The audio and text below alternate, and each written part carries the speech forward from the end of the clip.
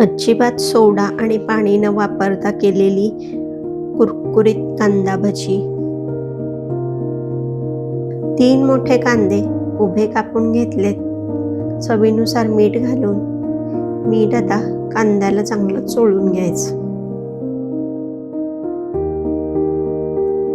10 मिनिटासाठी बाजूला ठेवून द्यायचं, म्हणजे मिठामुळे कांद्याला चांगलं पाणी सुटेल.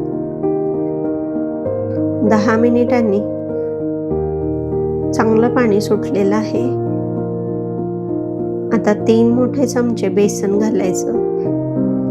साधारणपणे अर्धी वाटी बेसन आहे आणि 1 चमचा तांदळाचं पीठ घालायचं.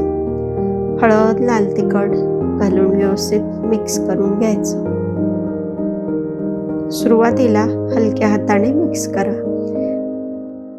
बेसन, लाल तिखट कांद्याला सगळीकडे लागलं गेलं पाहिजे.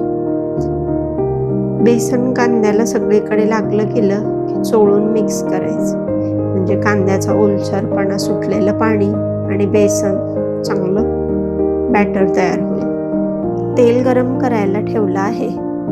मी इथे सोड्याचा अजिबातच वापर करणार नाही. त्याऐवजी मोहन म्हणजेच गरम तेल घालते. तेल चांगलं गरम होऊ द्यायचं आणि पाहिजे तसं लहान मोठे भजी सोडायची.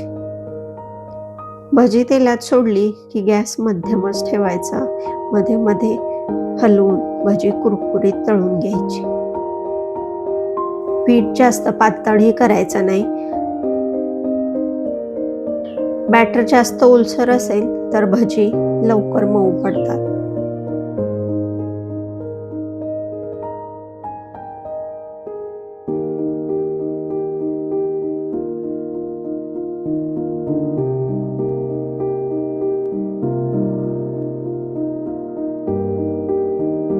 एक बॅच तळण्यासाठी साधारणपणे 3 ते 4 मिनिटे लागतात.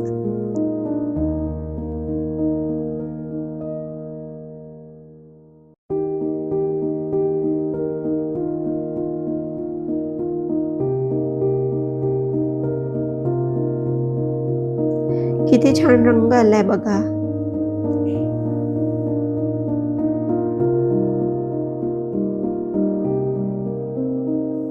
भजी तोडून दाखवते, किती कुरकुरीत आहेत बघा.